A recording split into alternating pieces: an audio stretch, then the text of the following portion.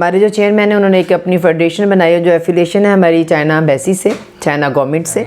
کتنا اچھا مذاق کیا نا آپ نے، یہ تو ہنسنے والا ایک جوک ہو گیا نا۔ اچھا یہ بتائیے کہ حکومتی سطح میں بھی آپ کو کوئی سپورٹ حاصل ہے یا آپ اپنی مدد آپ کے تحت یہ سارا کام کر رہے ہیں؟ دلوں میں اور ان کی سوچ میں کم از کم ایک بات تو یہ ہونی چاہیے نا، فیڈ بیک یہ دیں کہ کم از کم جو صحیح ہے اس کو صحیح سمجھیں۔ تو ماحول اس قسم کا ہو گیا کہ ہم غلط کو ہی کہہ رہے ہیں کہ صحیح ہے۔ میں نے ابھی تک جو میری اپنی اتنی ایج ہے، میں نے ایسا سیاستدان، میں نے ایسا لیڈر کوئی نہیں دیکھا جو عبدالستار ایدھی جیسا ہو۔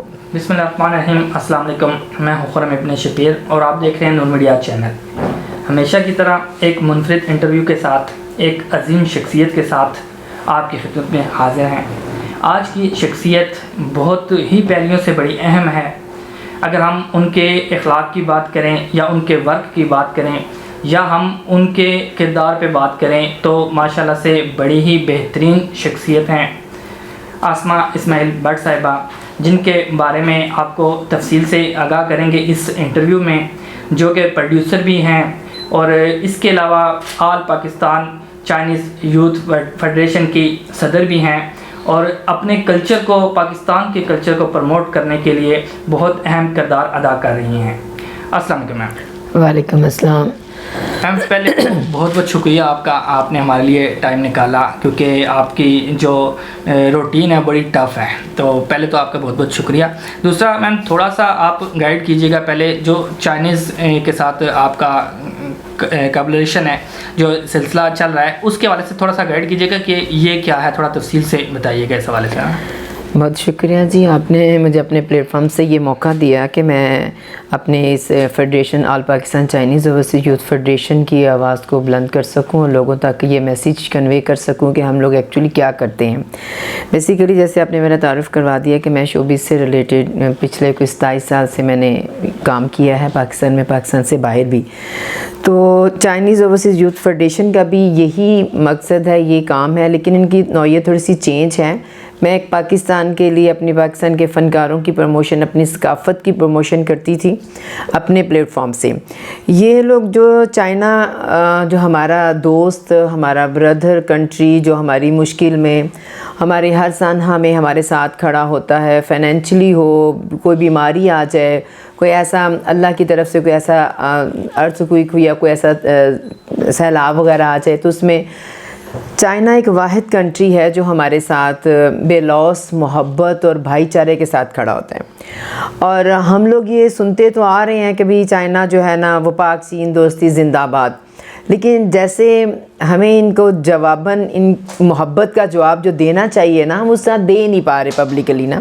تو ہمارے جو چیئرمین ہیں انہوں نے ایک اپنی فیڈریشن بنائی ہے جو ایفیلیشن ہے ہماری چائنا ایمبیسی سے، چائنا گورنمنٹ سے، کہ ہم لوگ چاہتے ہیں کہ کوئی لوگوں کا ہم ہجوم اکٹھا ہو، ہم کوئی ایونٹ کروائیں، کوئی اچھا پازیٹیو اس میں میسیج بھی ہو، اور گیدرنگ میں ہم یہ اپنا موقف بیان کر سکیں، ہم اپنی فیڈریشن کا پراپرلی ایک انٹروڈکشن دے سکیں کہ ہم لوگ کیا چاہتے ہیں۔ ہم یہ چاہتے ہیں کہ جی چائنا گورنمنٹ جو کر رہی ہے، دیکھیں بچہ ہے گھر میں، ماں کے بچے 4 ہوتے ہیں، وہ جی سارے بچے بہت محنتی ہوتے ہیں، ایک بچہ اس میں بہت زیادہ محنت کرتا ہے، تو کوشش ہمیں یہی ہوتی ہے نا کہ اس بچے کو زیادہ اپریشیٹ کریں، دوسرے دیکھ کے بھی ویسے ہی کریں۔ تو ہم یہ کر رہے ہیں کہ ہم ان سے ہر طرح کی سہولت تو لے رہے ہیں چائنا سے، لیکن ہم اس طرح کہ ان کو نہ اپریشیٹ کر رہے ہیں، نہ جواباً وہ محبت کا جواب محبت سے دے رہے ہیں۔ بہت ساری ایسی ہمارے ملک سے آوازیں بھی نکلی کہ چائنا ایسا ہے ویسا ہے، تو یہ سارا کچھ دیکھتے ہوئے نا چیئرمین صاحب نے یہ پھر اپنی آرگنائزیشن جو ہے نا یہ انہوں نے پھر رجسٹرڈ کی اور پھر چائنا گورنمنٹ سے پرمیشن لی، ایمبیسی کے ساتھ یہ ایفیلیشن ان کی، اور اب یہ کر رہی ہیں کہ مختلف ہمارے جو یوتھ ہیں، مختلف ہم لوگ سیمینارز کرواتے ہیں، یونیورسٹیز میں جاتے ہیں اور جا کے ہم بتاتے ہیں کہ چائنا نے محنت کیا کی ہے، چائنا کی ڈیولپمنٹ کیا ہے، چائنا کا مقصد کیا ہے۔ چائنا ایک واحد کنٹری ہے کہ جو یہ سکھاتا ہے، جو یہ میسیج دیتا ہے کہ آپ محنت سے آگے بنیں، آپ کام سے اپنی پہچان بنائیں، اور میرا خیال یہی ہمارے بھی قائد اعظم کا نعرہ بھی یہی تھا کہ ہم نے کام سے اپنی پہچان بنانی ہے اور محنت کر کے ہم نے اس ملک کو آگے لے کر جانا ہے۔ اتفاق سے جو ہمارے ملک کی حالات ہوئے ہیں، آپ میڈیا سے ہیں، مجھ سے زیادہ بہتر جانتے ہیں. ہم لوگ بڑی ہی خطرناک ایک موڑ پہ کھڑے ہوئے ہیں کہ ہمیں اگلے لمحے کا نہیں پتہ کہ ہمارے لیے کیا فیصلے ہونے ہیں، کیونکہ اعتماد جو ہے نا وہ ہم کھو چکے ہیں. تو اچھا میم، یہ جو آپ سارا سلسلہ کر رہے ہیں تو چائنا کے ساتھ آپ کا جو، اچھا یہ بتائیے کہ حکومتی سطح میں بھی آپ کو کوئی سپورٹ حاصل ہے یا آپ اپنی مدد آپ کے تحت یہ سارا کام کر رہے ہیں؟ کتنا اچھا مذاق کیا نا آپ نے، یہ تو ہنسنے والا ایک جوک ہو گیا نا. حکومتی سطح پہ کہاں، آپ دیکھیں پاکستان میں کس کو فیور مل رہی ہے.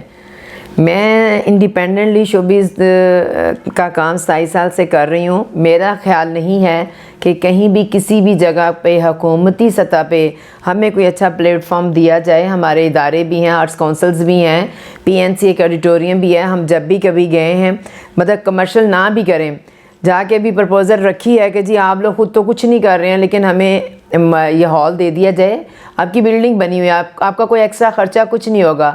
دیکھیں ایک پروڈکشن کرنے میں آپ کے لاکھوں روپیہ لگتے ہیں. میں پرائیویٹ سیکٹر سے اگر جا کے ان کو آفر کرتی ہوں کہ یہ میں کرتی ہوں، آپ مجھے جگہ دے دیں، تو ڈائریکٹلی ہمیں آگے سے آواز آتی ہے اس کا کرایہ دیں پہلے. مطلب ٹوٹلی ایک کمرشل اور کاروباری ادارے ہو گئے ہوئے ہیں. انہوں نے کیا کرنی ہے اصلاح، اور کیا انہوں نے ہماری پروموشن کرنی ہے، اور کیا ہماری انہوں نے فیور کرنی ہے. حکومتی سطح پہ اگر فیور ہوتی تو آج جیسے ہمسایہ ملک انڈسٹری میں دیکھیں اتنا نام ہے ان کا، اتنی بڑی ان کی انڈسٹری ہے، ہم لوگ کیوں پیچھے ہیں؟ ان سے کہیں زیادہ ٹیلنٹ ہمارے پاس ہے، فنکار ہمارے پاس ہے، ہمارے پاس سوچ اچھی ہے، ہمارے پاس لکھنے والے اچھے ہیں، ایکٹ کرنے والے اچھے ہیں، گانا گانے والے ان سے بہتر ہیں. لیکن ہم کیوں پیچھے ہیں؟ ہمارے پاس وہ پلیٹ فارم نہیں ہے، وہ فیور نہیں ہے جو وہ لوگ اپنے لوگوں کو دیتے ہیں. اگر ہمیں وہ چیزیں ساری مہیا ہوں تو ہم کہیں کے کہیں پہنچے ہوں. اچھا میم، ایک بات شروع میں آپ نے کی ہے کہ جس طرح چائنا ہمیں سپورٹ کر رہا ہے اس طرح ہم چائنا کو کوئی آؤٹ پٹ نہیں دے رہے ہیں. تو جب حکومت اس چیز میں تعاون نہیں کر رہی تو عوام سے آپ کیا توقع رکھتے ہیں کہ وہ کس طرح کا فیڈ بیک دیں؟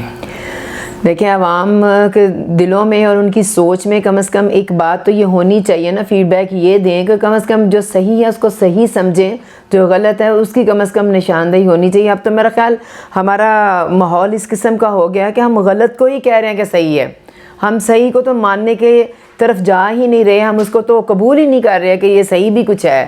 مطلب اتنا ہم جھوٹ اور دھوکہ دہی اور ان چکروں میں چلے گئے ہوئے ہیں، ہمیں سچ اور اصل اور جھوٹ کی پہچان ہی ہم بھول گئے ہوئے ہیں.